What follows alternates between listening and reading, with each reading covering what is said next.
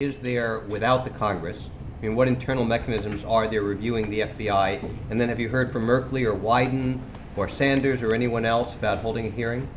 So there hasn't been, congressional review of this specifically. There's a pending legislation that hasn't gotten very far that would allow Congress to have greater oversight of the use of informants, that would require the FBI to provide information about the informants, the criminal record. And because the real question is, in a lot of these cases, are we using informants who are worse criminals than the people we're ultimately targeting? In some of these cases, the FBI has used a child molester. In other cases, an accused of murder. I mean, these are really odious people that we are employing by the federal government to go search for terrorists. And the question being, are these people worse than that? But there hasn't been that level of congressional oversight. Obviously, there's been far more attention paid to the Fast and Furious scandal than there has been to any of these cases.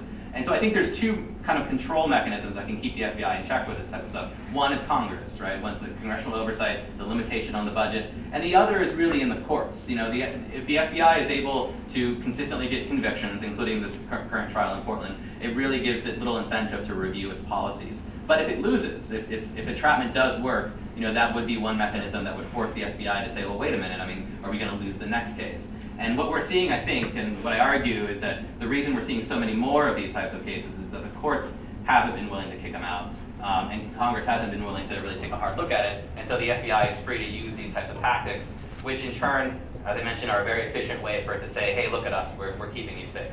But the Inspector General doesn't have any jurisdiction to review whether there are abuses? The Inspector General of the FBI does. There was a IG report in 2010 that was looking specifically at the role of informants in targeting environmental activists, for example. There's a famous case in Pittsburgh related to this where it did criticize the FBI's use of informants in that case, but we haven't seen the IG really come out and look at the use of informants in these terrorism sting operations specifically. Yes? Do you think that these actions by the FBI are inspiring terrorists who actually do have the means to commit acts of terrorism by providing these examples that actually don't work out? We haven't seen that yet, right? There have been more people killed in the United States by lone crazy gunmen than there have been by so-called lone wolves with Al-Qaeda sympathies. But that's a good question to raise, and I think it also relates to the treatment of the Muslim community as a result of these cases. You have this community that is almost specifically targeted by thousands of informants, and is told basically through these messages that the government is skeptical of you, is suspicious that you are committing some sort of crime.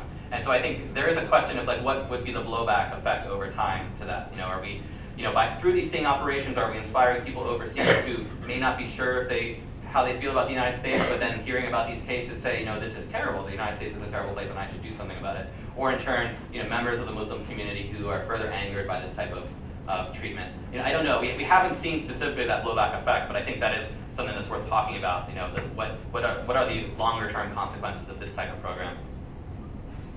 Yes? Trevor, the woman asked a question before about the defendant who was suspicious of the informant who was trying to talk him down from. Reminded me of the Stewart case, the Fort Jake 6, and I wondered if you talk about that a little bit, only because I believe it was under the purview of U.S. Attorney Chris Christie. It was, yeah. He's going to probably try to ride that to glory. Right. So yes.